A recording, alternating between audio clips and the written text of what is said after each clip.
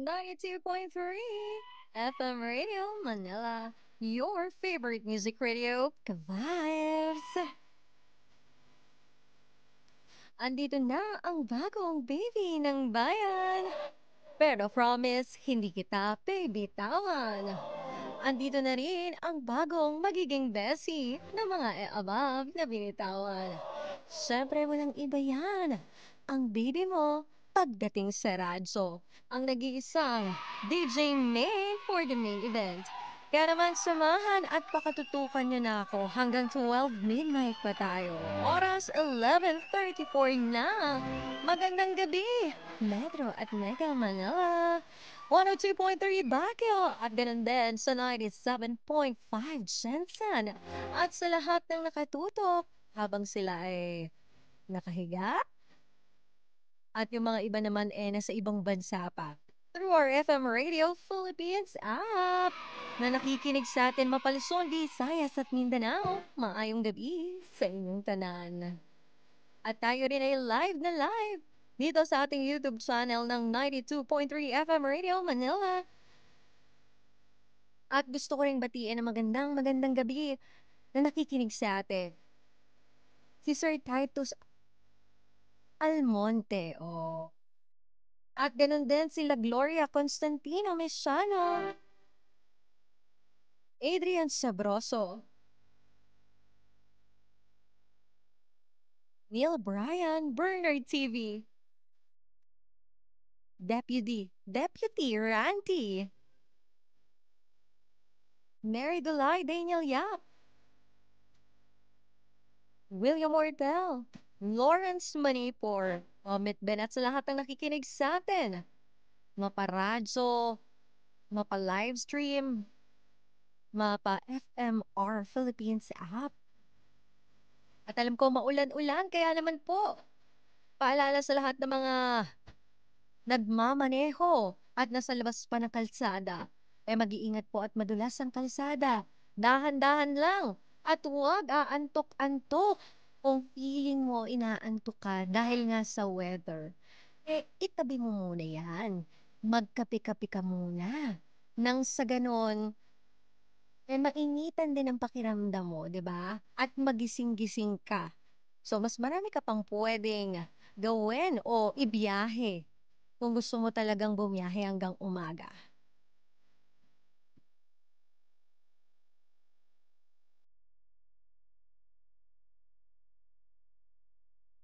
Advance happy birthday, Ma'am Rowena. Galing kay Bernard TV yan. At ito, dahil nga maulan, malamig, painitin natin bahagya ang inyong gabi. Sino kaya ang nag-confess? At ano kaya ang kanyang kinonfess? Kaya naman, tara na sa main confessions.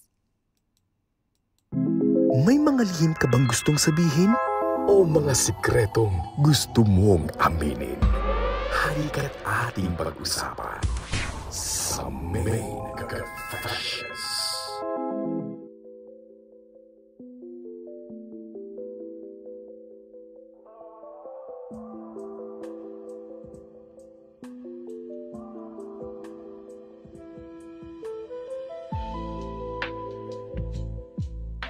Dear DJ Main,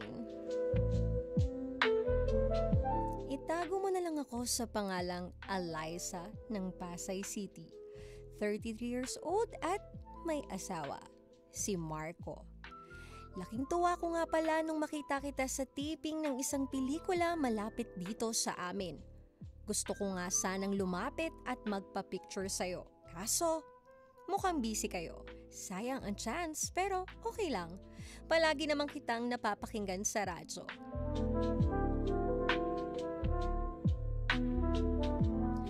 By the way, ang aking asawa na si Marco, matinong lalaki at maayos naman siya, DJ Main. May malaki akong problema at hindi ko na kayang itanggi. Hindi na niya ako napapaligaya, hindi na ako na-excite, hindi na ako nanginginig, hindi na ako nabubuhay tuwing gabi. Madalas pagod at busy ang asawa ko. Kaya gumagawa na lang ako ng paraan para mapasaya ang sarili ko. Mabuti na lang at madali na lang ang bumili ng mga laruang nakakapagpaligaya online. Mas naliligayahan pa ako sa laruan ikumpara sa asawa ko. Ewan ko ba DJ Main, parang biglang nawala yung magic.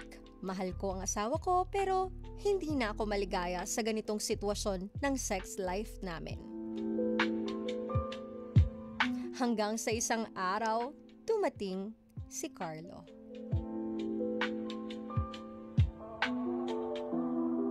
Isang lalaking moreno, matipuno, at technician sa aming opisina. Madalas pawisan, nakasando, amoy sunog na balat at grasa. Pero ewan ko DJ Main, para bang attracted ako kay Carlo. Siya ang technician na kumukuryente sa pagkababae ko.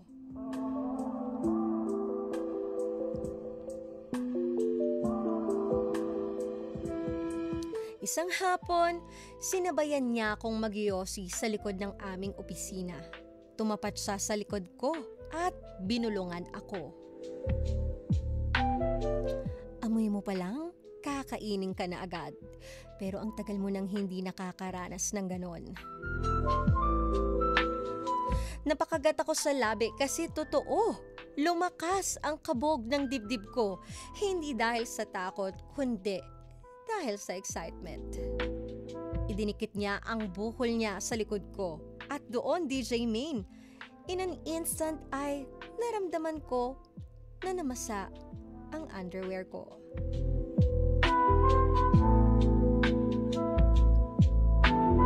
Dito nagsimula ang pagtataksil ko sa asawa ko. Madalas akong sunduin ni Carlo after work. Diretso kami sa mga motel ng Malate. Kung minsan nga ay hindi na kami umabot sa motel, sa kotse pa lang ay inaararo na niya ako. Madalas niya akong pinapatalikod at sa bawat pag-indayog niya ay ang pagtalsik ng likido pero hindi nagmula sa gripo, kundi mula sa akin. Please don't judge me pero maliban na hanapin ko ang init sa ibang lalaki, kung matagal nang malamig ang piling ng asawa ko? Lalaban pa ba ako para sa kasal naming patay na? O bibigay na ako sa tukso ng lalaking bumuhay sa aking pagkababae? I need your advice, DJ Main. From Eliza of Pasay City. Talaga naman napakainit. Talagang nakakakabog ng dibdib. Grabe ang ating main confession for tonight. Kung ikaw ang asawa ni Eliza at mahuli mo siya, ano ang mararamdaman mo? Papatawarin mo pa ba siya? Aayusin ang relasyon ninyo? Kaya naman pwede kayong magbigay ng inyong komento dito sa ating YouTube livestream 92.3 FM Radio Manila.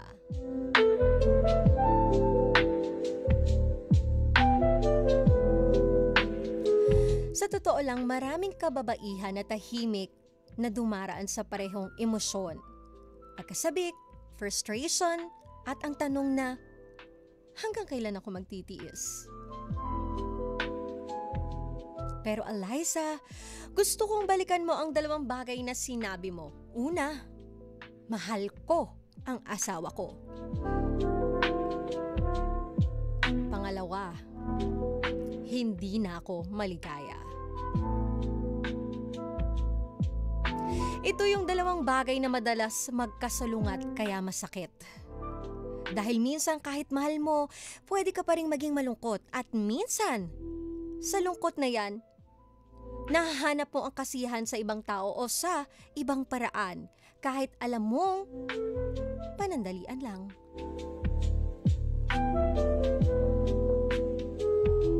Alam ko naman na babae ka, Eliza. Siyempre lahat naman tayo eh. mapalalaki, mapababae, o ano man ang kasarian.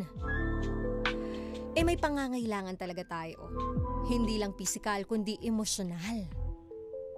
Hindi kasalanan ang maghangad ng atensyon, ng paglalambing, ng pag-aaruga.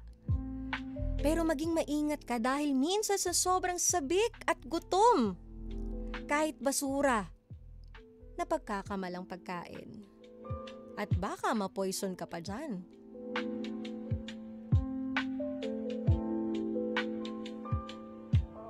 Hindi lahat na nagpapaligaya sa iyo ngayon ay kaya kang mahalin bukas. Walang kasiguraduhan yan. Yun lang yung kayang ibigay sa'yo, init saya. Pero yung unconditional love, swerte mo pag nakatagpo ka ng ganon. Pero I don't think so na kaya niyang tumbasan ang pagmamahal ng asawa mo. Kasi hindi naman kayo abot dyan sa sitwasyon na kayo ay ikasal kung hindi nyo mahal ang isa't isa. And I'm sure kasama mo siya through your ups and downs. Kaya nga nangako ka, di ba? Na till death to us part. At hindi rin porket malamig ang asawa mo ngayon, ibig sabihin wala na siyang pakialam. May mga lalaking tahimik kasi magmahal. Hindi sila showy, kasi nga lalaki yan eh. May mga asawang di marunong magsabi, pero matapat pa rin ang puso nila. Tandaan mo, Eliza, lahat tayo, iba-iba tayo ng love language. Baka nga hindi mo pa alam kung ano ang love language ng asawa mo. Baka hindi mo pa siya kilala ng lubusan kung sa ganun.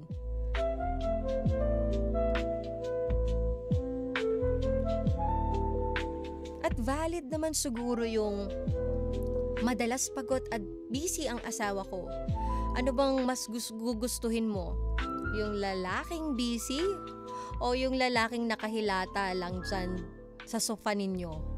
Nakatambay lang sa bahay. Ako mas pipiling ko yung lalaking busy. Kasi mas alam ko at mas kampante ako na ito ay naghahanap buhay para sa future namin. Para ma-secured ang family niya. Kaysa doon sa lalaking nakahilata lang dyan sa sofa, tapos ako ang bubuhay sa kanya. Ako ang maganda kuba, kakahanap ng trabaho.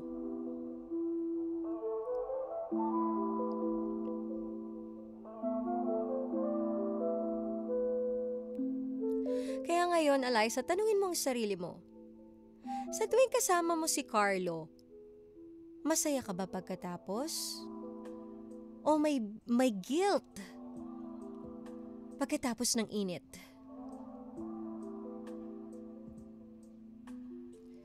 At what if mahuli ka ng asawa mo ngayon, handa ka bang ipaglaban si Carlo? At kung sakaling maghiwalay kayo ng asawa mo, gusto mo bang si Carlo ang pumalit? So suriin mo yung tatlong tanong na yan at ikaw ang makakasagot niyan. Kasi kung wala kang malinaw na oo sa mga tanong na yan, panandali ang ligaya lang yan. At hindi yan sapat na dahilan para sirain ang isang bagay na minsang buong puso mong pinili. Ang kasal ninyo at sagrado yan.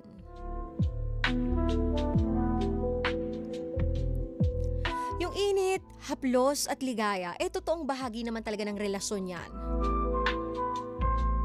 Pero kung mawawala o nawawala na, hindi laging ibang katawan ang solusyon, hindi pwedeng solusyon ng ibang tao. Minsan kailangan mo ding kausapin ng partner mo. Mag-effort ka. Kung sa tingin mo siya, wala siyang effort, ikaw na ang gumawa ng hakbang. At maging open ka lang sa totoong nararamdaman mo. Yan yung nagiging failed relationship na dahilan ng mga naghihiwalay. Kasi wala silang open communication. Hindi nila kayang i-express ang totoo nilang nararamdaman sa partner nila na deserve naman malaman ng partner nila.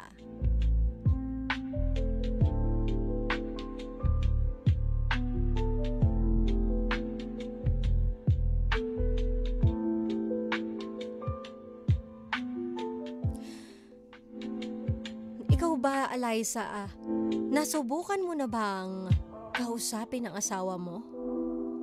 Hindi yung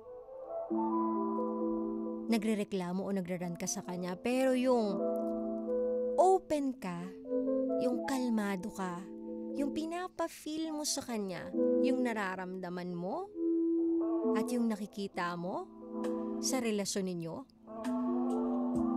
Like, ano ba naman yung sabihin mo o kausapin mo siya na, Han, pakiramdam ko, hindi mo na ako napapansin. Namimiss ko na kasi yung dating lambing mo. Namimiss ko na yung init nating dalawa. Di ba yung simpleng ganon, simpleng pakikipag-usap, pero totoo. Mararamdaman at maiintindihan niya ng partner mo. Then baka magising na lang yan na, ay, oo nga pala. Sa sobrang busy ko para bigyan na magandang bukas ang family namin, nakakalimutan ko na mismo yung family ko o yung asawa ko bigyan ng time na deserve nila.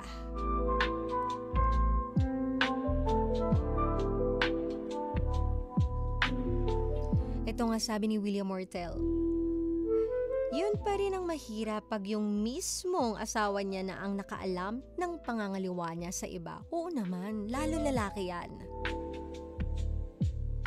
Even kahit nga ikaw babae, diba? Kapag nahuli mong ganyan. Sabi naman ni Daniel Yap, huwag mong sayangin ang pagsasama nyo ng asawa mo sa isang bagay na panandalian lang. Baka pagod lang siya dahil busy siya maghanap buhay para sa future nyong dalawa. Totoo naman. So, i-valid mo rin sana kung ano man yung reason niya. At ayun na nga, alam mo naman yung reason niya eh. Mas masakit kung hindi mo alam yung reason niya. Pero sa'yo na nga nanggaling pagod at busy. So, hindi mo ba kaya intindihin yun? Sa relationship kasi kailangan ng pag-unawa, pag-intindi.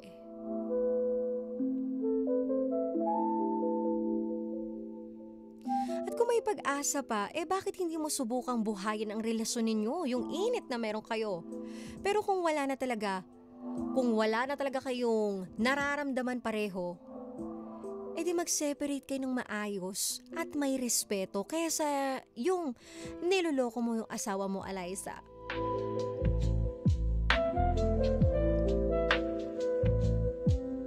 At kapag ikaw ba ay nasaktan, ito bang si Carlo?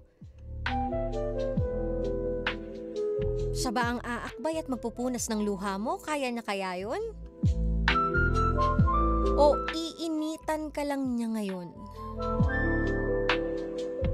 At habang hindi mo rin alam kung may iba rin siyang pinapainit, lalo hindi mo naman kilala ito si Carlo. Hindi mo naman siya nakakasama ng 24/7 para mabantayan mo. Paano kung mapaglaro din ito si Carlo? Hindi lang ikaw ang babaeng tinitikman niya. Di ba ang sakit nun? Pinagpalit mo ang isang totoong pagmamahal sa taong hindi ka naman wala namang balak seryosohin ka. Alam mo, Eliza, ang lahat ng tukso laging matamis yan sa simula. Yes, it's true. Masaya, nakakakilig. Makakalimutan mo talaga ang problema mo. At si Carlo, yung tipo ng lalaking parang eksena sa isang pelikula na hindi mo inaasahan, may misteryo, may tapang, may init na walang pasubali.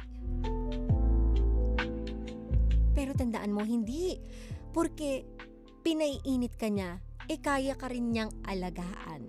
Magkaiba yun.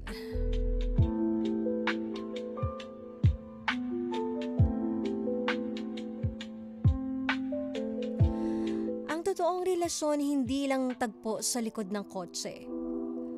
Ang totoong lalaking karapat-dapat di lang marunong bumayo, kundi marunong din tumabi sa'yo sa mga gabi na nangungulila ka, sa gabi na takot ka, at sa gabing durog na durog ka.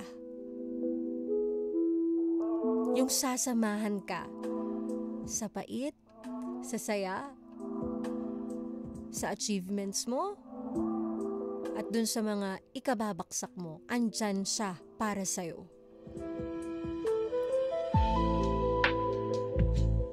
Don't settle for the spark kung alam mong hindi siya magiging apoy sa malamig mong gabi. At may rights ka naman talaga maghanap, pero sana naman sa paraang tama. Sabi ko nga, kung totoong wala na talaga kayong koneksyon ng asawa mo, itong si Marco, at sinubukan mo na siyang kausapin, mahalin, unawain, at wala na siyang naisagot sa'yo at ikaw ay ubos na ubos na ubos na, ayun na yung tamang time para naman piliin mo yung sarili mo. At may rights ka nang umalis sa relationship nyo, pero gawin mong tama. Hindi para sa kanya, hindi para kay Carlo, kundi para sa sarili mong dignidad.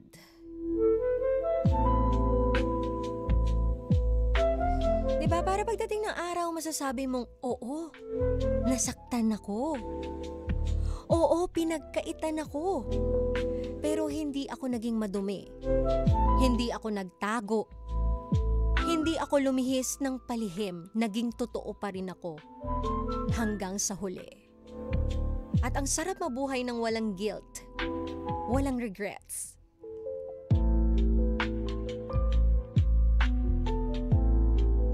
So now, Eliza, hindi kita pinipilit na magbago ang desisyon mo, pero gusto kong tandaan mo na ang katawan, oo, nagpapawi yan ng init. Pero ang konsensya, hindi mo basta-basta matutulugan yan. Bit mo yan. At mawawala talaga dyan yung peace of mind mo. Kaya kung gusto mong lumaban para sa asawa mo, gawin mo hindi dahil may utang ka sa kanya, kundi dahil may pangako ka sa sarili mo noong pinili mo siyang makasama habang buhay.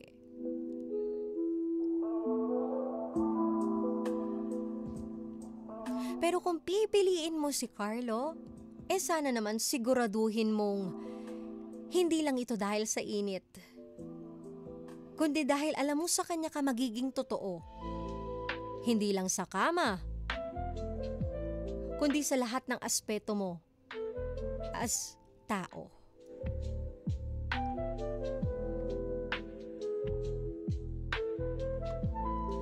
Loyalty is not just about staying. It's about making the effort to stay connected.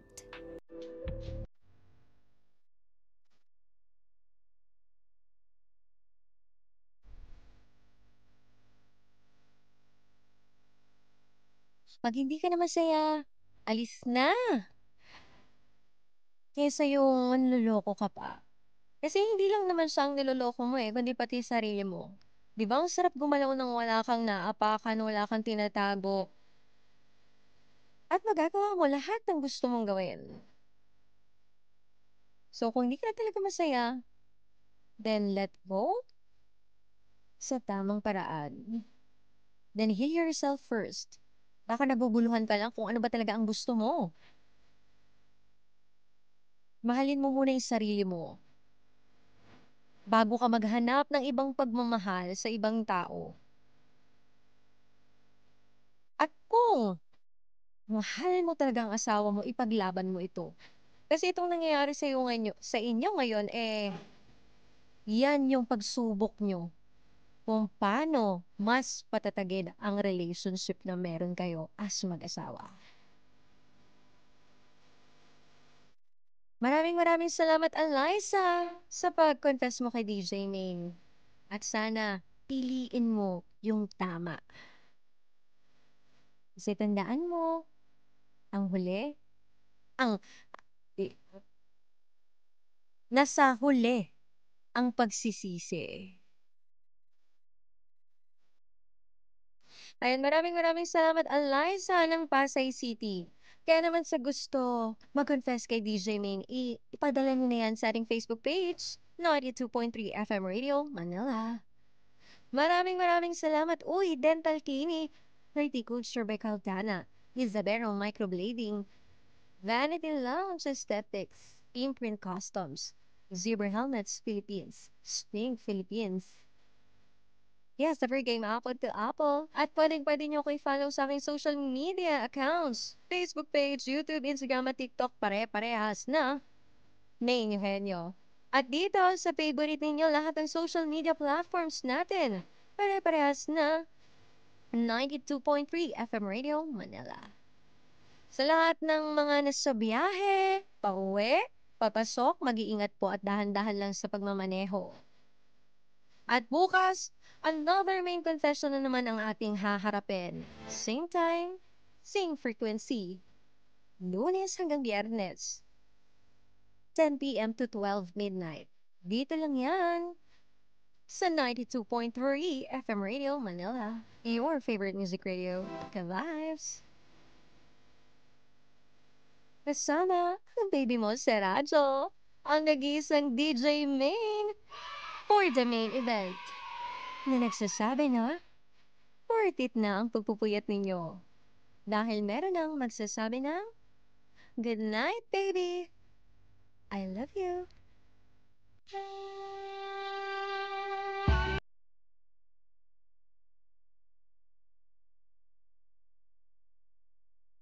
Minsan, kahit anong pilit mong manatili, kusa ka na ring nawawala. Hindi sa katawan, kundi sa damdamin. Hindi mo ginusto, pero nangyari. Sa bawat halik ng ibang labi, sa bawat lihim na sandali, may parte sa'yo na unti-unting namamatay kasi alam mong may taong nasasaktan. Hindi ka masama, pagod ka lang magmahal ng mag-isa. Pero sa bawat pagtakpo sa ibang bisig, may tanong kang hindi mo matakbuhan. Hanggang kailan ako magiging tapat sa kasinungalingan?